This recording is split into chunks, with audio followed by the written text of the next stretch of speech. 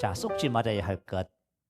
오늘 이런 제목으로 말씀의 은혜를 나누겠습니다.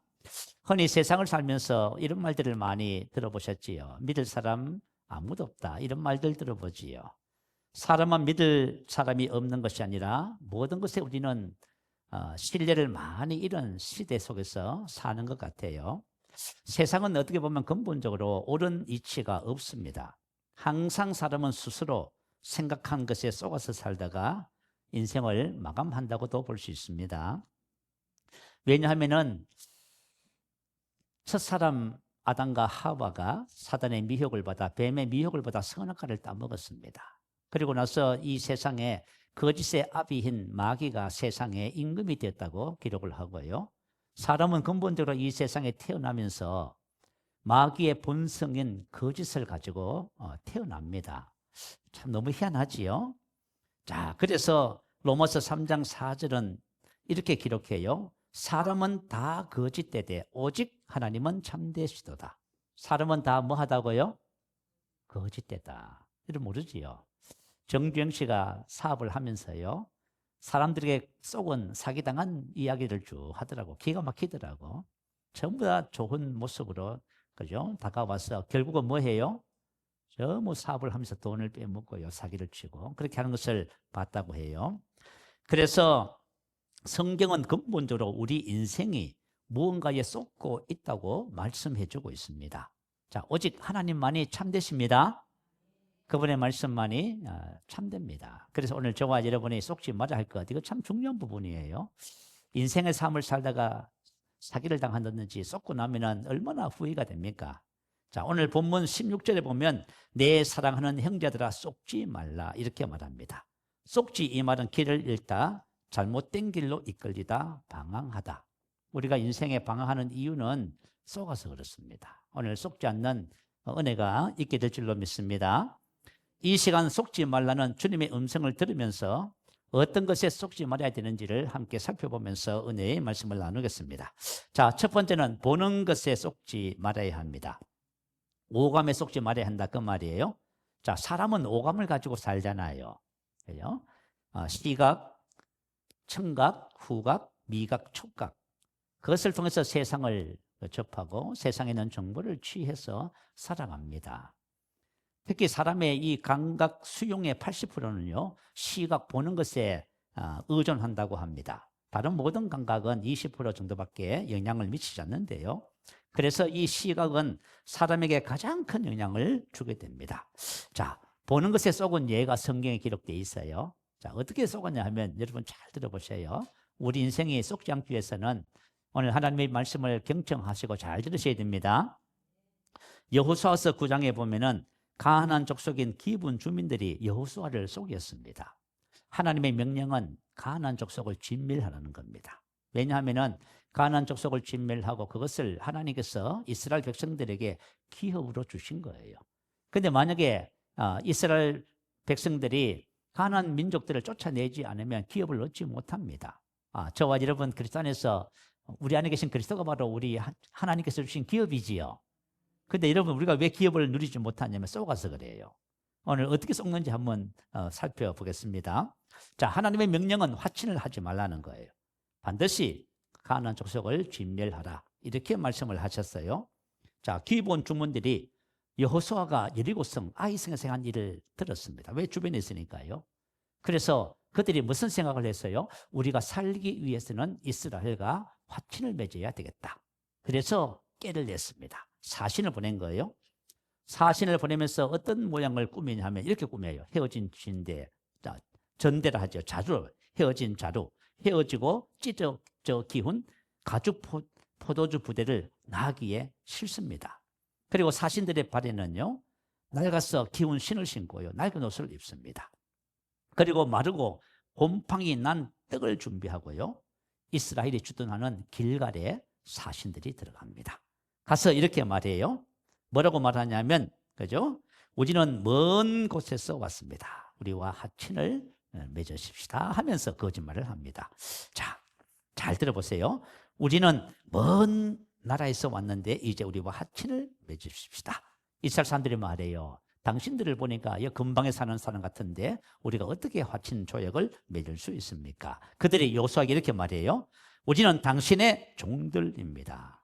여러분 보세요. 먼 나라에 왔다면서 갑자기 뭐라 그래요? 우리는 당신의 종들입니다. 아침에 말을 해요. 여호수아가 묻습니다. 너희는 누구며 어디서 왔느냐? 자, 종들은 당신의 하나님 여호와의 이름으로 말미암아 심히 먼 나라에서 왔습니다. 이런 우리가 그의 소문과 그가 애굽에서 행한 모든 일을 들으며 또 그가 요단 동편에 있는 아모리 사람 두 왕에게 행한 일을 들었음입니다. 하면서 그죠? 칭찬의 말을 이렇게 하는 거예요. 그런데 이 사람들이 뭘 빼먹었어요? 최근에 있었던 여리고와 아이성에서의 사건을 이제 묻어둡니다. 그래서 왜요? 먼 곳에서 왔다는 것을 나타내기 위해서 친밀한 계획을 가지고 이렇게 여호수아를 속이게 하는 겁니다. 그러면서 이제 자기들이 떡과 신발과 이걸 다 보여줘요. 우리의 이 떡은 우리가 출발할 적에 따끈따끈한 떡을 준비했는데 이렇게 마르고 곰팡기가 피었습니다. 포도주를 담은 가죽 부대, 우리의 이 옷과 신도 여행의 심히 길므로 인하여 낡아졌습니다. 하고 이렇게 속이는 거예요. 그러니까 우리가 사람이 인생을 살면서요, 선한 의도를 가지고 우리에게 오지만 우리 인생을 속이는 일들이 참 많잖아요. 근데 이것을 우리가 잘 분별하지 못하면 이제 속게 되겠지요. 자, 그리고 이렇게 말해요. 무리가 그들의 양식을 취하고는 어떻게 할지를 여호와께 묻지 아니하고 여호수아가 곧 그들과 합친하여 그들을 살리리라는 조약을 맺고 회장 족중들이 그들에게 맹세하였더라. 이렇게 나와 있어요. 자, 그들의 양식을 취해서 보니까 이분들이 멀리서 왔구나. 근데 어떻게 할지를 어떻게 했다고요? 여호와께 묻지 아니하고. 근데 우리가 이제 인생을 살면서 그러잖아요. 다음 주에는 우리가 성령의 인도라고 하는 하나님께서 우리 삶을 인도하는 것에 대해서 말씀을 나누고 싶어요. 근데 사실은 하나님은 저와 여러분의 삶의 크고 작은 모든 일들을 인도하십니다. 가르쳐 주셔요. 그런데 우리 하나님의 자녀들이 신앙에 마비가 왔어요. 하나님께 묻지를 않아요. 그렇게 살아가요. 그래서 이런 일들이 벌어지는 거예요. 자, 족장들과 여호수아는 그들에게 속아서 하나님의 계획과는 반대되는 결정을 하고 맙니다. 그들이 무엇에 속았냐면 보는 것에 속았어요. 그들이 아첨의 말과 칭찬의 말, 거짓말에 속은 것입니다. 사람들이 자신의 경험과 오감을 신뢰해요. 여러분 인생의 삶을 살면서 뭔가를 투자를 하고 무슨 일을 할 적에 여러분의 경험과 오감을 신뢰하지 마세요. 그건 언제든지 속을 수가 있어요. 신뢰하는 거예요. 그러니까 신뢰를 해서 했더니 속았다 그 말이야. 반드시 하나님께 물어서 결정하고 인도함을 받는 그런 우리가 믿음의 삶을 사셔야만 합니다. 조약을 맺은 후에 3일이 지나서야 알게 됐습니다. 속았구나. 주변에 있는 인근에 있는 주민들이었습니다. 그러니까 어떻게 하겠어요? 이미 벌써 하나님의 이름으로 맹세했거든요. 그들을 살리지라. 그래서 그들을 쉬지 못했습니다. 그래서 그 땅은 그 기업은 누구에게 속했어요? 기분 족속에 속한 겁니다. 저와 여러분 하나님이 우리에게 기업을 주셨잖아요. 그래서 우리가 기업을 배우면서 기업을 보니까 하나님께서 뭐라고 해요? 영광의 풍성한 기업이라 하지요. 한번 봐요. 하나님이 나에게 그리스도 안에서 그죠? 영광의 풍성한 기업을 주셨어요. 그런데 하나님의 자녀들이 있잖아요. 이거 하나도 모르고 살아가요. 왜요? 오감에 다 속았어요. 오감에 속아가지고 이거 모르고 살아갑니다. 그러니 이게 참 이게 심각한 문제예요. 자, 그래서 저와 여러분이 인생의 삶을 살면서 하나의 삶의 원칙을 하나 정하셔야 됩니다. 그것은 뭐냐면 어떤 일이 있어도 크고 작은 모든 일에 하나님의 인도를 받겠다. 아멘. 이게 삶의 원칙이 하나예요. 그런데 여러분들이 만약에 그죠? 여러분 경험과 오감 지식을 따라 보는 것을 따라서 결정하고 판단하고 이렇게 해 나가잖아요. 그러면 여러분들이 후회하는 일이 반드시 찾아오게 돼 있어요. 자, 두 번째 보는 것에 속은 경우가 뭐냐면 민수기 13장 14장에 나와요. 자, 10명의 정탐꾼과 그리고 10명의 정탐꾼의 보고를 받은 이스라엘이 속아서 가나안 땅 기업에 들어가지 못했습니다. 차지하지 못한 그런 이야기들을 기록하고 있어요. 그래서 저와 여러분에게 하나님이 주신 기업은 저와 여러분의 것입니다. 저와 여러분의 오감에 속지만 않으면 다 차지할 수가 있어요. 자, 사건의 전말은 여러분들이 잘 이해하고 있을 것 같아요. 가나안 정복을 위해서 정탐꾼을 각 지파에 한 명씩 뽑아서 12명을 보냈습니다. 40일 동안 정탐하고 자, 보고를 하는데 10명의 정탐꾼이 입을 맞췄습니다. 이렇게 보고합니다. 가령 그 땅은 젖과 꿀이 흐르는 땅입니다. 그러나 그 땅 거주민은 강하고 성읍은 견고하고 심히 클 뿐 아니라 난공불락의 성체다, 그 말이에요. 거기서 네피림의 후손 아낙자손 대장부를 보았습니다. 자, 눈으로 보고 확인한 것을 정확하게 보고했습니다. 10명이. 틀렸다는 것은 맞아요. 우리가 인생의 삶을 살면서 여러분 보고 듣고 느끼고 경험한 거 다 맞아요. 그거 틀렸다는 것이 아니에요. 그리고 나서 자체 평가를 합니다. 우리가 두루다니며 정탐한 땅은 그 주민을 삼키는 땅입니다. 우리가 만약에 이것을 정복해도 이 땅 못 지킵니다. 너무 땅이 좋아서 외세의 침략을 받게 될 것이고 미래에는 우리가 멸망할 것입니다. 이렇게, 그죠? 당장 앞에 있는 것도 생각 안 하고 미래까지 걱정을 하는 이런 모습을 보여줘요. 우리는 스스로 보기에도 메뚜기 같으니 그들의 보기에도 그와 같았을 것입니다. 봐요. 야, 그래서 드롬에 사로잡혔습니다. 우리가 하나님이 주신 기업에 들어가지도 못하는 이유가 있어요. 바로 이래서 못 들어가요. 온 회중이 반응해요. 밤새도록 통곡하고 모세와 아론을 원망합니다. 자, 애굽에서 죽었거나 이 강야에서 죽었으면 좋았을 것을 어찌하여 여호와가 우리를 그 땅으로 인도하여 망하게 하는고. 애굽으로 돌아가자. 와, 이스라엘 백성이 탄식하면서 한 말이에요. 들어보니까 가끔씩 듣는 얘기 같지요. 가끔씩 듣는 얘기 같아. 자, 신명기 7장 21절 24절 한번 올려주세요. 같이 한번 읽어볼까요? 자, 시작. 너는 그들을 두려워하지 말라. 너희의 하나님 곧 크고 두려운 하나님이 너희 중에 계심이니라. 내 하나님 여호와께서 이 민족들을 내 앞에서 조금씩 쫓아내시니 너는 그들을 급히 멸하지 말라. 덜짐승에 번성하여 너를 해할까 하노라.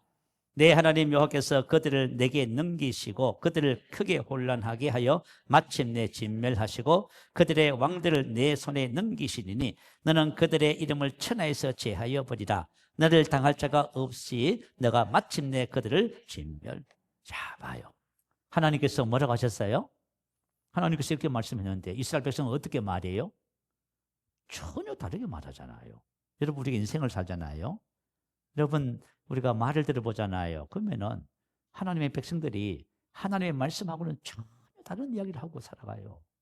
이건 무슨 얘기냐면, 그죠? 하나님께서 우리에게 주신 기업을 모른다, 그 말이에요. 이 참 안타까운 일이에요. 자, 어쨌든 간에 이스라엘 백성들은 하나님의 말씀과는 전혀 반대되는 이야기를 하고 있어요. 그런데 하나님의 말씀하고 똑같은 말을 하는 사람이 한 사람이 있었어요. 그죠? 그게 바로 갈렙이라고 하는 사람이에요. 자, 우리가 고백이라고 하는 호몰로기아 한 단어를 쓰지요. 자, 우리 기독교 신앙은 고백의 신앙이에요. 고백이 뭐냐면 동일한 것을 말한다. 그치? 내가 인생의 삶을 살면서 어떤 문제 앞에서 하나님의 말씀과 일치하는 말을 하는 거예요. 이걸 가지고 우리는 믿음의 삶이라고 하는 거예요. 그런데 하나님의 자녀들이 그렇게 하지 못하는 모습을 오늘 발견하게 돼 있어요. 발견하게 되어져요. 갈렙이 뭐냐 하면 이렇게 말해요. 여호와께서 그 땅으로 인도하여 들으시고 그 땅을 우리에게 주신다. 맞죠? 똑같이 그렇게 얘기해 놓은 거예요. 이는 가연 젖과 꿀이 흐르는 땅이니라. 다만 여호와를 거역하지 말라. 그 땅 백성을 두려워하지 말라. 그들은 우리의 밥이다. 여호와는 우리와 함께. 여호와를 거역하지 말라. 갈렙의 고백은 신명기 7장 21절부터 24절에 있는 그 하나님의 약속의 말씀을 어떻게 말을 해요? 똑같이 말하지요. 이걸 가지고 믿음의 말이라고 해요. 그들은 우리의 먹이다. 다시 말하면 손쉽게 가나안을 정복할 수 있다는 확신의 참말. 그들은 우리의 먹이다. 한번 생각해 봐요. 아니, 지금 이스라엘 백성은 밤새도록 막 울고불고 야단났습니다. 그렇죠? 난공불락의 요새를 가지고 있고 장대한 대장부들이 지키고 있어요. 이스라엘은 준비가 안 된 상태인데 그것을 봤을 적에 이 겁을 잔뜩 먹었습니다. 그런데 요수아가 뭐라 그래요? 그들은 우리의 밥이다 얘기합니다. 다시 말하면 그거 너무 쉬운 거야. 그 뜻이 아시겠죠? 그런데 우리가 인생의 삶에 어떤 문제를 만나면 어떻게 해요? 사람들이 망했다고 하는 거예요. 망했다. 큰일 났다. 망했다. 그죠? 큰일 나고 망한 것이 아니라 그거 너무 쉬워요. 아멘? 너무 쉬운 문제를 가지고 우리가 고민하고 있는 거예요. 그죠? 자, 그래서 저와 여러분의 로마서 10장 10절의 원리를 깨달으셔야 돼요. 로마서 10장 10절의 원리가 뭐냐면 이거 믿음으로 사는 삶의 원리예요. 자, 우리가 마음으로 믿어 의에 이르고 입으로 신하여 구원에 이릅니다. 자, 하나님의 말씀이 내 마음에 믿어져야 돼요. 그리고 그 말씀을 시인 똑같이 말하는 거예요. 그것이 고백되어지는 거예요. 갈렙이 그래요. 갈렙은 하나님의 말씀을 받아서 그 말씀을 마음에 심었습니다. 그것을 믿어지게 했다 그 말이에요. 그래서 여러분 믿음의 훈련이 얼마나 중요한지 몰라. 여러분 말을 들어보면 여러분이 지식을 갖고 있는지 믿음으로 사는지를 금방 알 수가 있어. 지식을 가진 사람은 말을 자꾸 해. 근데 어떤 상황이 벌어지면 그 말이 쏙 들어가. 그리고 뭘 해요? 환경 상황 보는 것을 따라 말하기 시작해. 그는 뭐 믿음의 훈련을 하지 않는 거예요. 근데 믿음의 훈련을 딱 한 사람은 뭐라 그래요? 그거 너무 쉬워요. 아멘. 여러분 시험 들지 마세요. 하나님의 말씀을 듣고 시험 드시면 곤란해져요. 그죠? 10명의 정탐꾼들과 이스라엘의 20대 이상의 모든 남자들이 가나안 기업을 차지 못한 이유는 10명의 정탐꾼들은 40일 동안 정탐꾼들을 정탐한 것을 보는 것에 속아버렸습니다. 보는 것에 속았어. 그리고 그 말을 들은 이스라엘 백성들은 10명의 정탐꾼의 다수의 말에 속은 겁니다. 그래서 못 들어간 거예요. 저와 여러분 신앙생활 하면서 보는 것 감각 지식에 속지 마시기 바래요. 사실과 진리에 대한 이해가 반드시 필요합니다. 자, 세상의 모든 사람들은 사실에 입각해서 살아갑니다. 과학적이고 이성적인 사람일수록 사실에 입각해서 살지요. 우리 병원에 가보면 양의학 의사들이 한방 한의학을 무시하는 것을 보게 되어져요. 뭐 저희 막내 동생도 뭐 그런 데 보니까 되게 무시한다 하더라고. 왜 무시하냐면 주로 한의학의 과학적 근거 부족을 꼽습니다. 한의학에서는요, 과학적, 객관적 검증을 선행하지 않는 것을 문제사고 지적해요. 그렇잖아요. 여러분 병원에 가면 제일 첫 번째 하는 것이 뭐예요? 온갖 검사 다 하지요. 그럼 과학적인 데이터를 바탕으로 진단을 하고 병을 고칠 방법을 선택하는 거예요. 근데 한의학, 한의사 만나면 어떻게 해요? 진맥하잖아요. 그래서 그런 거예요. 그러니까 저 무식한 것들 이렇게 무시하는 거예요. 사람들은 과학적이고 이성적인 사람은 합리적인 방식을 따라서 그렇게 살아가는 것을 그냥 옳다고 생각해요. 학교에서 그걸 또 가르치고 있고요. 자, 10명의 정탐꾼들의 보고는 사실에 입각한 정확한 보고입니다. 이와 같은 삶의 방식을 성경은 뭐라고 표현해요? 보는 것으로 사는 삶. 고린도후서 5장 7절에 이는 우리가 믿음으로 행하고 보는 것으로 행하지 아니함이로다. 아멘. 만약에 저와 여러분이 감각 지식을 감각을 따라서 여러분 살아가잖아요. 그러면 여러분 보는 것으로 사는 거예요. 세상 사람들하고 똑같은 방식으로 사는 거예요. 그래서 갈렙의 보고는요, 믿음으로 행하는 것입니다. 이게 바로 하나님의 백성의 삶의 방식이다. 그런데 너무 신기해요. 10명의 정탐꾼들의 보고에 대해서 이스라엘 전체가 인정을 하는 거예요. 그런데 갈렙은 누가 인정해요? 하나님만 인정하셔요. 저와 여러분 있잖아요. 세상 사람들이 다 나를 욕해도 내가 하나님의 말씀을 따라 믿음으로 살면 하나님이 인정하시는 거예요. 그래서 믿는 자는 뭘 당하지 않는다? 절대 부끄러움을 당하지 않는다. 아시겠지요? 그러니까 여러분 이게 너무 중요해요. 우리가 이 세상 속에서 보고 듣고 느끼는 감각과 이 지식을 가지고 사는 이 세상 속에서 믿음으로 산다는 것이 어리석어 보일 수가 있어요. 그러나 믿음으로 사는 사람은 절대 부끄러움을 당하지 않습니다. 작년, 재작년 3월 12일 말씀의 실제 내용, 여러분 이 말씀에 대해서 좀 더 이해를 깊게 하기 위해서 몇 가지 말씀을 좀 나누게 해요. 진리의 시선을 고정하십시오라고 하는 제목의 말씀이었어요. 요한복음 8장 31, 32절 말씀. 내 말에 거하라. 그리하면 참내 제자가 되고 진리를 알지니 진리가 너희를 자유케 하리라. 어느 날 환상 가운데 주님이 저에게 진리를 알고 행하는 것이 얼마나 놀라운 것인지를 보여주셨습니다. 뭘 알고 사는 거요? 이게 믿음의 삶이에요. 하나님의 자녀들이 믿음으로 사는 것이 얼마나 중요한지를 보여주셨어요. 암 진단을 받은 한 남자에 관한 이야기입니다.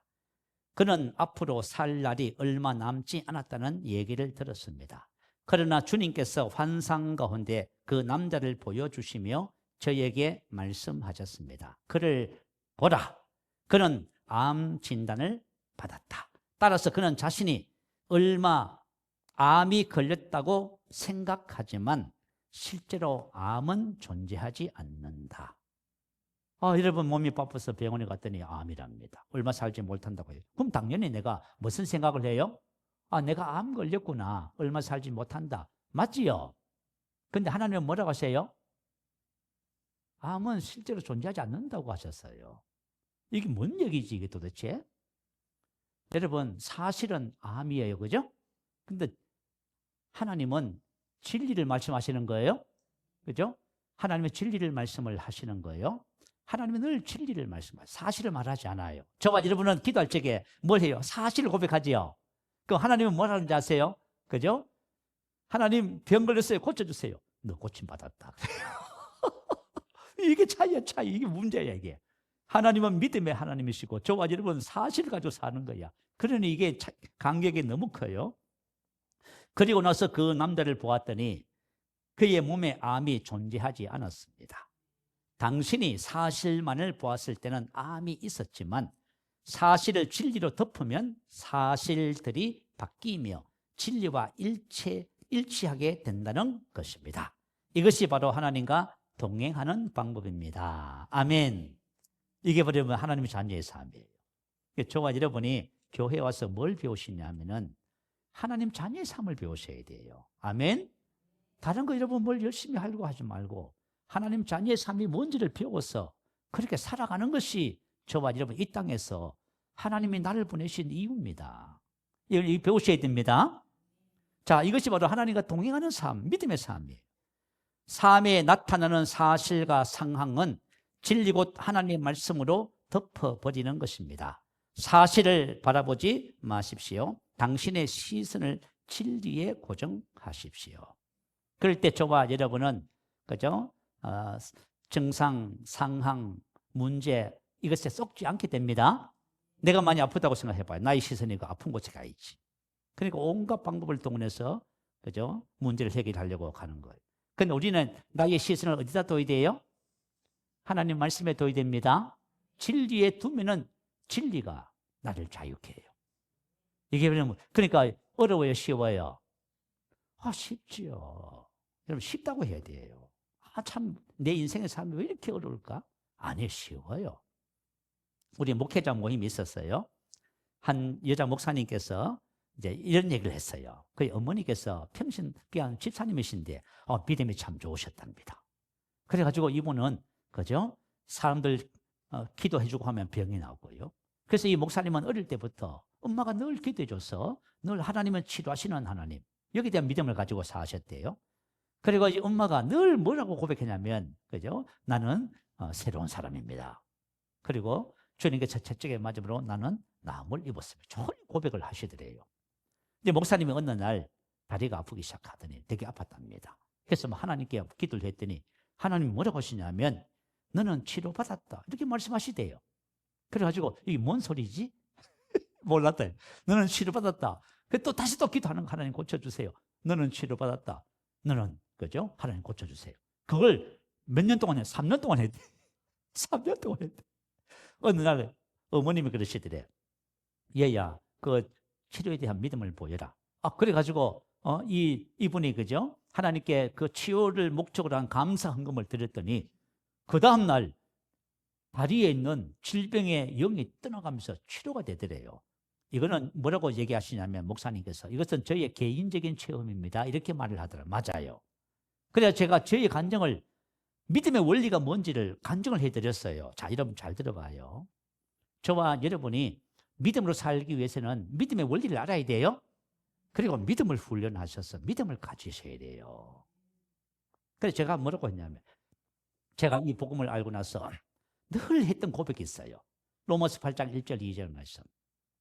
그러므로 그리스도 예수 안에 있는 자에게는 결코 정죄함이 없어요. 정죄함은 죄와 죄의 심판, 죄로 인한 거죠. 인생의 결론들, 결과들. 다시 말하면 저와 여러분 인생에서 율법과 율법의 저주 끝나서 그랬습니다. 그 저는 알아요. 저는 그저 죄와 죄로 인하는 모든 저주 끝이 났다. 마침표예요. 그래서 제가 말씀을 늘 고백했어요. 그죠? 그리고 뭐냐면 그리스도 예수 안에 있는 생명의 성령의 법이 죄와 사망의 법에서 너를 해방했다. 이 말씀. 그리고 치유 말씀을 늘 고백하고 또 말씀대로 우리가 치유로 저도 그걸 경험하고 했잖아요. 어느 날 그죠? 우리 그 코로나 때 그요. 1층에 그 벽을 제가 도배하는 것을 제가 혼자 했잖아. 그죠? 너무 열심히 했던지 여기 막 삐 부었어요. 퉁퉁 부어가지고 이거 와 있었어. 저녁이 됐는데 단추를 못 풀 정도로. 그리고 꼼짝을 못하게 생겼어요. 그래가지고 이제 그죠? 제가 저녁 8시 되면 1층에서 기도하잖아요. 기도를 앉았는데 기도하려고 앉자마자 주님이 뭐라고 하시냐면 너는 이미 치유받았다. 주님은 뭐라고 하세요? 여러분, 주님은 저와 여러분을 볼 적에 질병이 하나도 없어요. 아멘? 우울증 없어요. 왜냐하면 주님께서 채찍에 맞으면 치유받았지요. 주님은 그리스도 안에 있는 나를 보시지 저와 여러분 사실을 안 봐요. 그러니까 저와 여러분도 사실을 보고 보는 것을 따라 사는 삶에서 빨리 믿음으로 사는 삶으로 올라가셔야 돼요. 그래야 자유해지는 거예요. 치료받았다. 그래서 제가 뭐라고 했겠어요? 갈렙처럼 고백했지요. 그리스도 예수 안에 있는 생명의 성령의 법이 죄의 법, 사망의 법에서 저를 해방시켰습니다. 주님께서 채찍에 맞음으로 나는 치료받았습니다. 하나님 저는 치료받았습니다. 새벽에 일어났는데 똑같아요. 또 앉았더니 너무 하나님께서 저에게 진리로 믿음을 사는 삶을 그날 가르쳐 주신 것 같아요. 제가 앉았어요. 앉았더니 또 그러셔요. 너는 이미 치료받았다. 또 고백했지요. 갈렙처럼. 주께서 채찍에 맞음으로 나음을 입었습니다. 주님께서 주신 생명의 성령의 법이 죄의 법, 사망의 법에서 저를 해방시켰습니다. 그러니까 11시쯤 됐는데 그죠? 증상이 다 없어져 버렸어요. 자, 여러분 하나님께서 제가 왜 그 목사님이 이 이야기를 했냐 하면 이게 바로 로마서 10장 10절의 원리예요. 내가 하나님의 말씀 마음으로 믿어줘야 돼요. 마음을 믿으시면 그 말씀을 내가 그죠? 선포하게 돼 있어요. 고백하게 돼 있어요. 그러면 말씀대로 되어져요. 우리는 진리를 가지고 환경과 상황을 다스리고 지배하는 삶을 삽니다. 근데 만약에 저와 여러분이 보는 것을 따라 살잖아요. 그러면 고생 엄청 해요.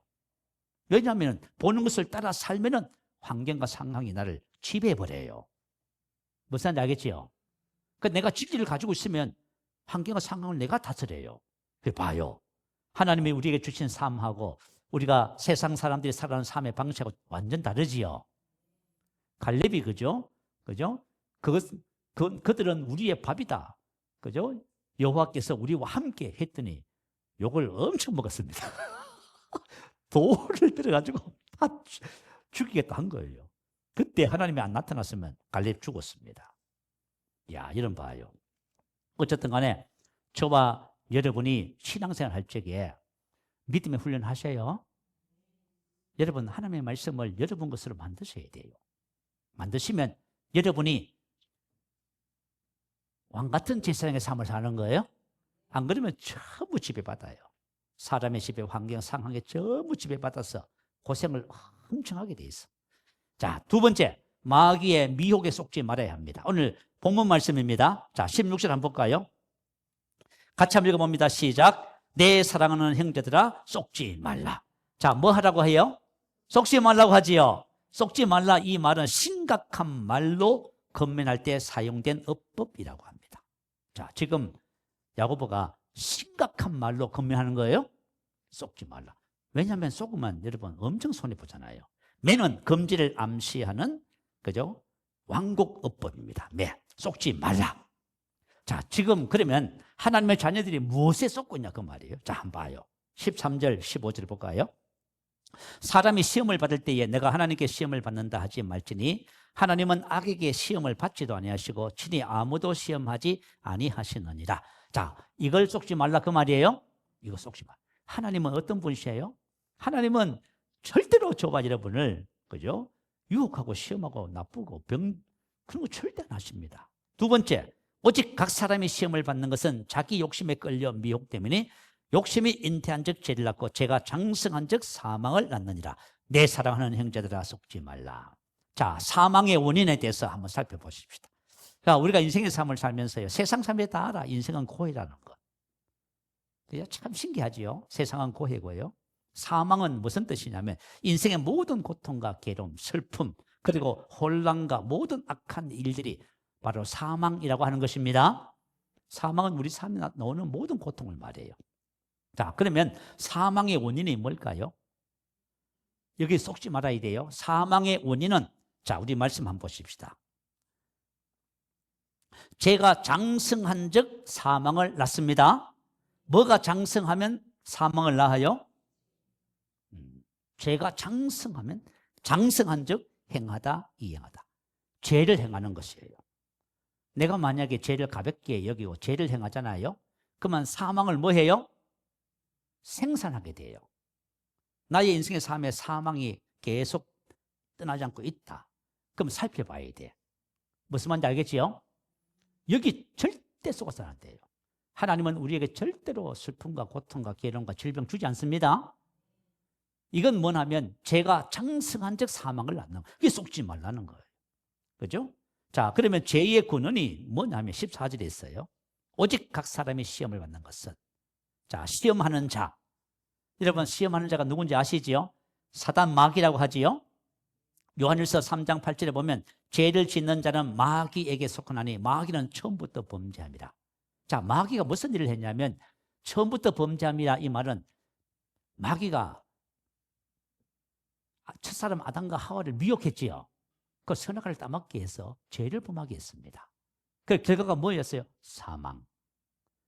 그래서 여러분, 죄의 근원은 마귀의 시험입니다. 무슨지 이해가 되지요? 마귀는 저와 여러분을, 그죠? 시험해서 죄를 짓게 만들어요. 그러면 어떻게 돼요? 죄를 지으면 사망이 저와 여러분 삶에 생산돼요. 아시겠죠?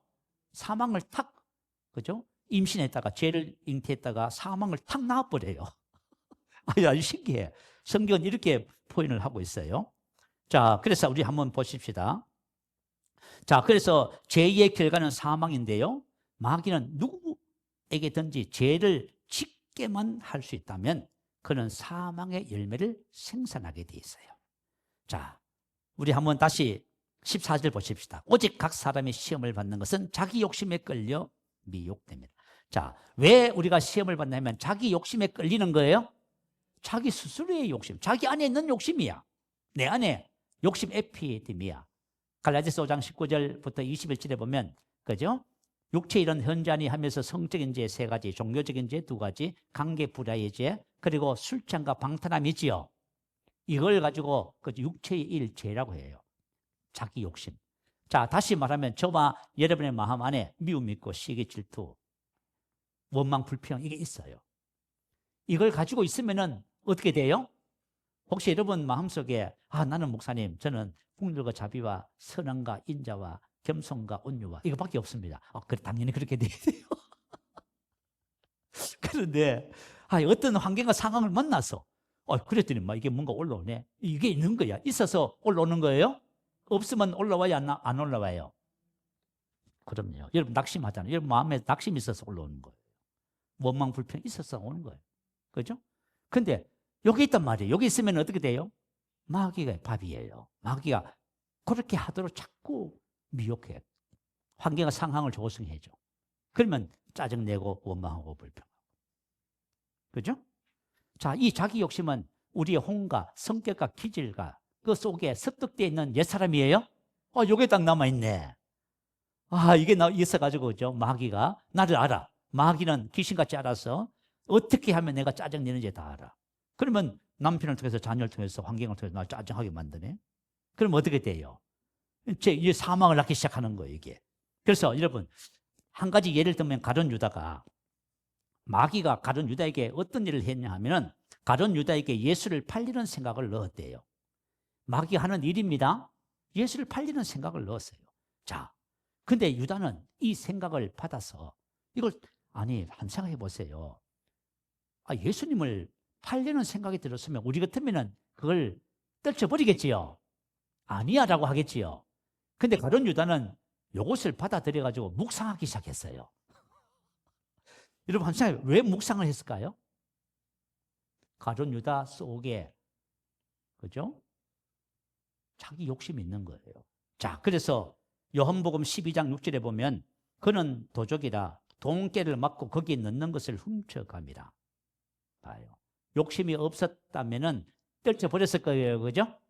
나에게 미움이 없었다면 누가 미운 짓을 해도 난 미워하지 않습니다.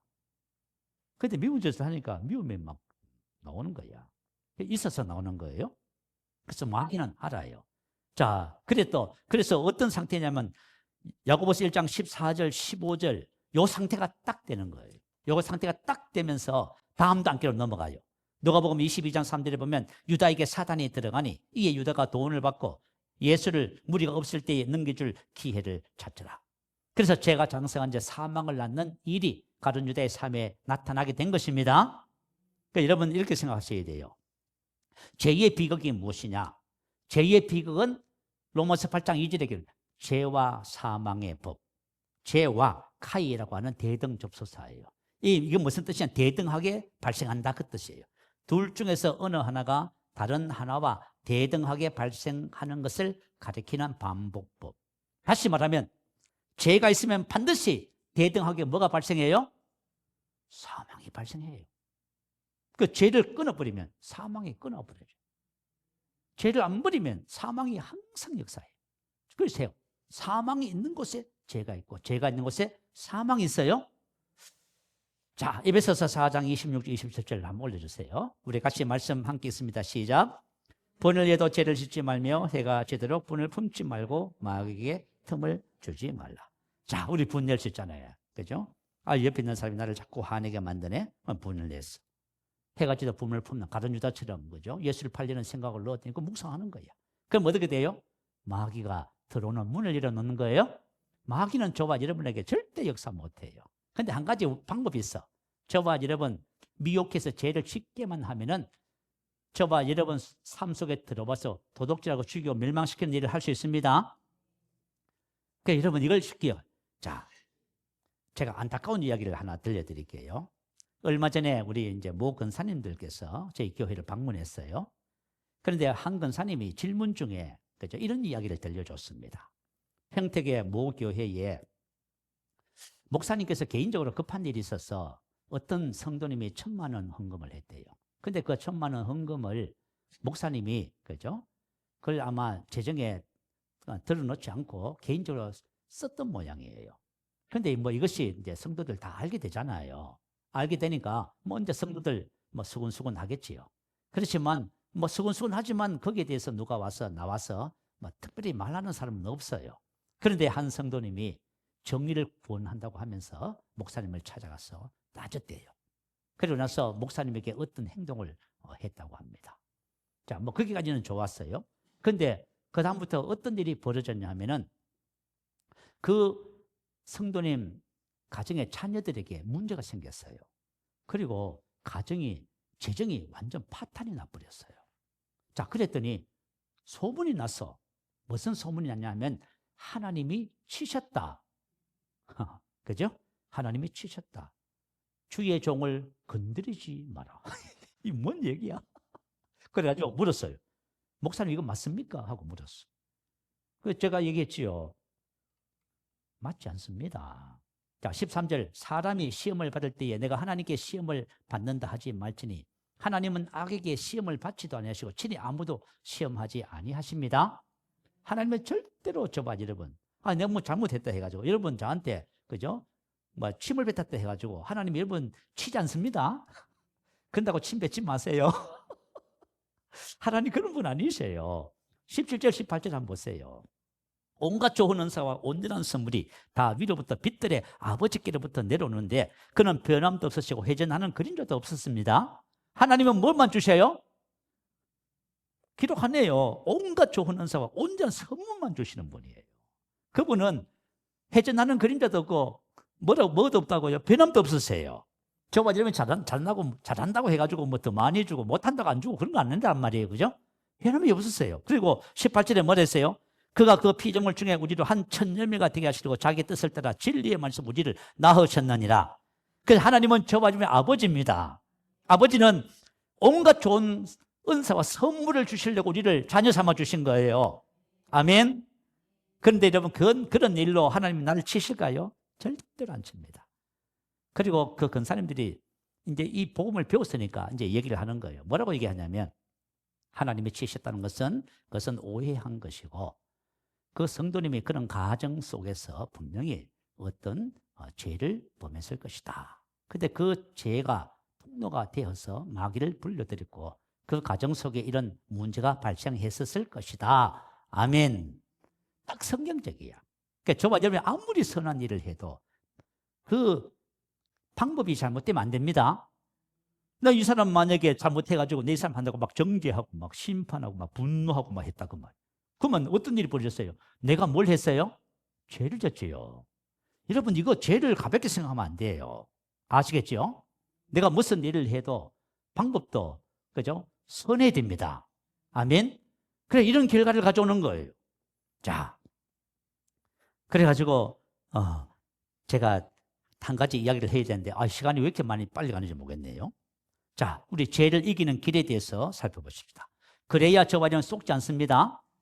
자, 여러분 히브리서 6장에 보면 그리스도의 도의 초보가 나와요. 자, 우리 신앙의 가장 기초가 뭐냐면 첫 번째 죽은 행실을 회개함. 다시 말하면 우리의 어떤 행위가 뭘 불러와요? 죽음을 가져오는 거, 사망을 가져오는 거예요. 여러분 만약에 우리가 그죠?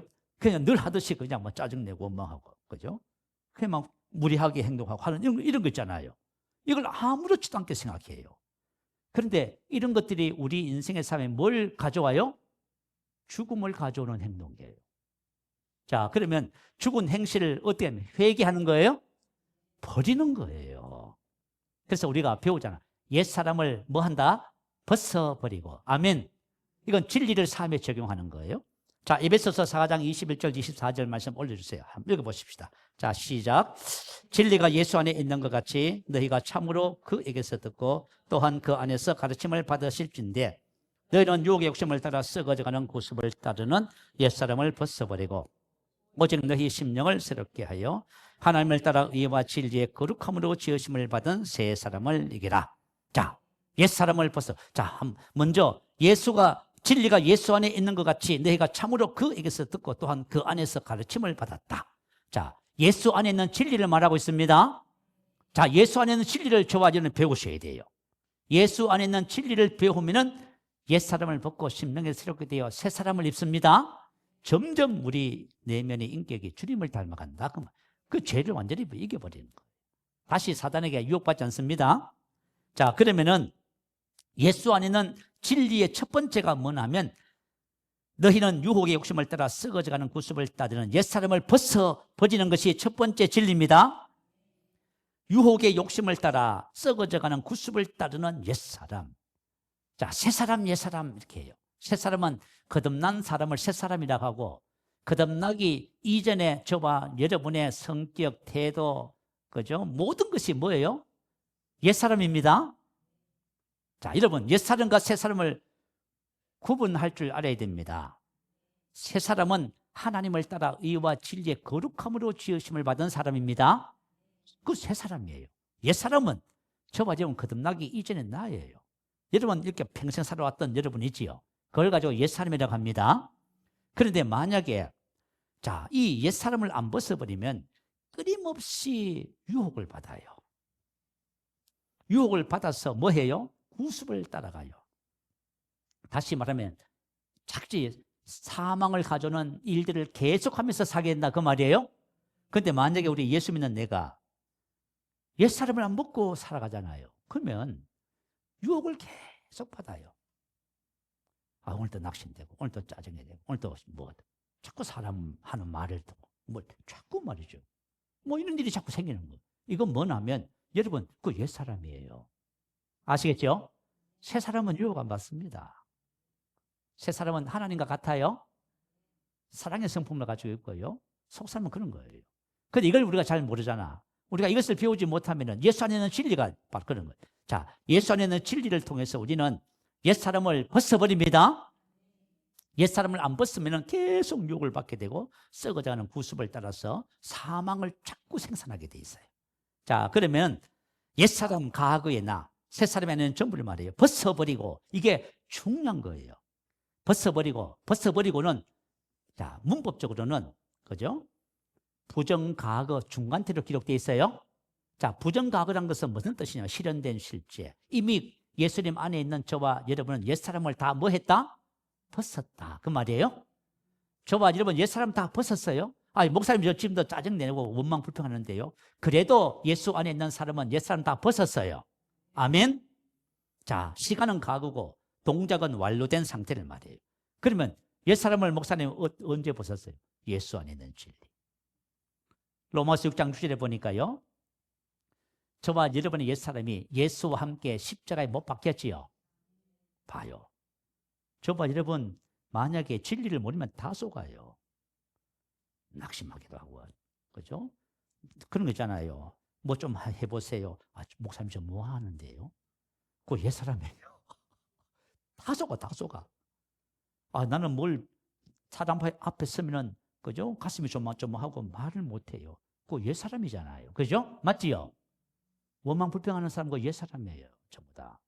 새 사람은 하나님과 같아요. 우리 새롭게 거듭났다니까요. 새로운 피조물 무슨 말인지 알겠지요? 그 옛사람에게 전부 속아서 사는 거예요. 지금 우리가 새 사람을 모르니까. 우리 옛사람은 예수 함께 십자가에 못 박혀 죽었어요. 죄의 몸이 멸하여 다시는 죄에게 종노릇 하지 않아요. 여러분의 기질과 성격 속에 있는 옛것은 전부 죽었습니다. 이 중간태라고 하는 것이 어떤 뜻이냐면요, 주어가 동작의 주체이면서도 그 동작의 결과가 주어 자신에게 미치는 관계를 나타내는 태. 자, 내가 만약에 옛사람을 벗어버리잖아요. 그러면 그 행동이 나에게 영향을 미쳐요. 옛사람이 벗어지는 거예요. 난 미움이 있어. 그건 내가 아닌데 하고 내가 미움은 떠나가라고 벗었어. 그러면 내가 벗고 내 안에 있는 미움이 없어지는 거예요. 이걸 중간태라고 하는 거예요. 그래서 저와 여러분이 만약에 내가 늘 남편과 아내, 부모, 자식, 자녀들에게 늘 불평해. 그럼 그거 벗어야 됩니다. 아멘? 그거 옛사람이잖아. 그것 때문에 여러분의 인생이 꼬이기 시작하는 거야. 행복을 다 말아먹어버렸어. 기쁨도 없어. 감사도 없고. 그게 왜 이렇게 고통스럽게 사냐 그 말이에요. 그러면 이 불평하는 것 내가 아니죠. 예수와 함께 죽었지요. 그럼 내가 아니다고 벗어버려. 그러니까 여러분 우리가 예수 안에 있는 진리를 진짜 알아야 됩니다. 예수 안에 있는 진리를 알면 여러분 속에 있는 그 성격 기질 속에 있는 그 옛 것들을 벗는 게 쉬워요, 어려워요? 너무 쉬워. 그런데 그거 모르면 너무 어려워. 평생 해도 못 벗어. 그러니까 여러분 우리가 믿음의 훈련을 하시기 바래요. 그리스도 안에는 나의 정체성을 다 배우셔야 돼요. 그래서 옛사람을 그죠 벗는 거예요. 그러니까 여러분 그죠? 만약 어떤 상황 속에서 짜증이 나오잖아요. 그 옛사람 내가 이거 벗는 거예요. 나는 새 사람이 되었어요. 새 사람을 입고 벗는 거예요. 이게 바로 예수 안에 있는 진리를 적용하는 첫 번째 단계입니다. 이걸 하면은 심령에 새롭게 돼요. 성령에 새롭게 하심. 우리 심령을 그죠? 성령께서 새롭게 해주셔요. 그리고 하나님을 따라 의와 진리의 거룩함으로 지으심을 받은 새 사람을 날마다 있습니다. 그리스도 안에서 나는 이런 사람입니다 하면서 저와 여러분이 주님을 닮아가고, 그러면 우리가 이제부터 죄로부터 완전히 승리하는 삶을 살게 되어집니다. 절대 속지 않게 되어 있어요. 자, 여러분 한번 기도하십시다. 오늘 성찬주일인데요, 성찬을 대하면서 오늘 먼저 기도할 것은, 자, 내가 인생의 삶을 살면서 만약에 속으면서 살아왔다면은 오늘 주신 말씀을 계속해서 매일 한 번, 두 번씩 들으세요. 그리고 이것을 마음에 장자시키고 이 원리를 따라서 인생의 삶을 사시도록 그렇게 한번 해보세요. 그러면 저와 여러분이 어떤 경우에도 속지 않게 됩니다. 그리고 우리는 승리하는 삶을 살아가게 될 것이고, 우리 말씀을 생각하면서 함께 기도하시고 우리 성찬 예식을 갖도록 하겠습니다. 할렐루야. 우리 한번 크게 부르시고 기도합니다. 할렐루야.